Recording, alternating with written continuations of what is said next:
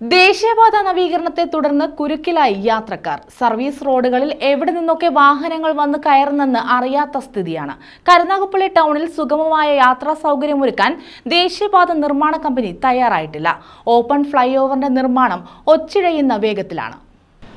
റോഡിന്റെ മധ്യഭാഗത്ത് open fly ഓവറിന് വേണ്ടിയുള്ള നിർമ്മാണ പ്രവർത്തനങ്ങൾ നടക്കുന്നതിനാൽ ഇരുവശങ്ങളിലൂടെയാണ് വാഹന ഗതാഗതം ക്രമീകരിച്ചിരിക്കുന്നത്. ലാലാ ജംഗ്ഷനിലെത്തി കായംകുളം ഭാഗത്തേക്ക് പോകുന്ന വാഹനങ്ങൾ റോഡിന്റെ വശത്ത് നിർമ്മിച്ചിട്ടുള്ള സർവീസ് റോഡിലൂടെയാണ് പോകുന്നത്. ഇവിടെ പോലീസ് സ്റ്റേഷന് മുൻവശം വരെ മാത്രമേ സർവീസ് റോഡ് പൂർത്തീകരിച്ചിട്ടുള്ളൂ. 4 വശത്തു നിന്നും റോഡ് വന്നു ചേരുന്ന ഭാഗത്ത് എവിടെ നിന്നൊക്കെ വാഹനങ്ങൾ വന്നു കയറുന്നു എന്നറിയാത്ത അവസ്ഥയിലാണ്. സിവിൽ സ്റ്റേഷന് മുന്നിൽ നിന്നും കൊല്ലം ഭാഗത്തേക്ക് പോകുന്ന വാഹനയാത്രക്കാരും കാൽനട യാത്രക്കാരുമൊക്കെ ഏറെ യാത്രാ ദുരിതം അനുഭവിക്കുകയാണ്. ഈ ഭാഗത്തേക്കുള്ള സർവീസ് റോഡിന്റെ നിർമ്മാണവും ഓടയുടെ നിർമ്മാണവും ഇനിയും പൂർത്തീകരിച്ചിട്ടില്ല.